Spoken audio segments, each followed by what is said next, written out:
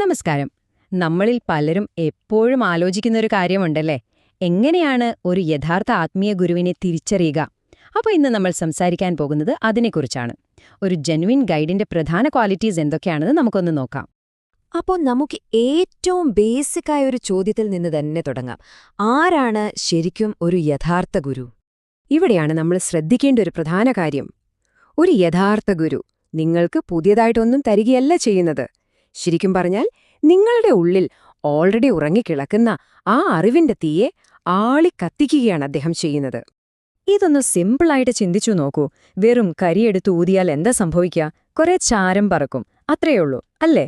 പക്ഷെ അതിലൊരു ചെറിയ തീക്കനലുണ്ടെങ്കിലോ? ഒരൊറ്റ ഊതൽ മതി അത് ആളിക്കെത്താൻ.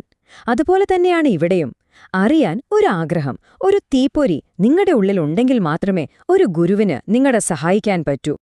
അങ്ങനെയെങ്കിൽ ഒരു ഗുരുവിനെ നമ്മൾ സമീപിക്കുമ്പോൾ എന്തൊക്കെ യോഗ്യതകളാണ് ശ്രദ്ധിക്കേണ്ടത്? നമുക്ക് നോക്കാം. രണ്ട് കാര്യങ്ങൾ, പക്ഷെ വളരെ പ്രധാനപ്പെട്ട കാര്യങ്ങളാണ്. ഒന്നാമത്തത് ആഴത്തിലുള്ള അറിവ്. വേദാന്തം, യോഗശാസ്ത്രം പോലുള്ള വിഷയങ്ങളിൽ നല്ല ധാരണയുണ്ടായിരിക്കണം. രണ്ടാമത്തത് എപ്പോഴും നമുക്ക് ആക്സസിബിൾ ആയിരിക്കണം.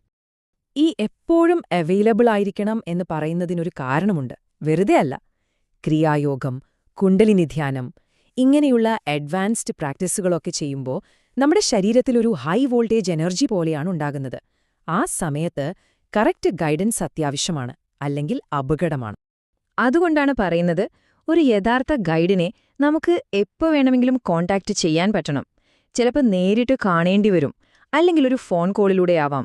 ഇനി അതൊന്നും അല്ലെങ്കിൽ ഒരു ടെലിപ്പതി കണക്ഷൻ എന്ന് പറയില്ലേ, ആ ഒരു തലത്തിൽ പോലും ചിലപ്പോൾ നമുക്ക് ആ ഗൈഡൻസ് കിട്ടേണ്ടി വരും.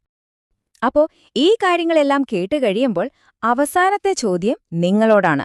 നിങ്ങളുടെ ഉള്ളിലെ ആ ജ്ഞാനത്തിന്റെ തീപ്പൊരിയെ ആളിക്കത്തിക്കാൻ നിങ്ങൾ ശരിക്കും തയ്യാറാണോ? ഒന്ന് ആലോചിച്ചു നോക്കൂ.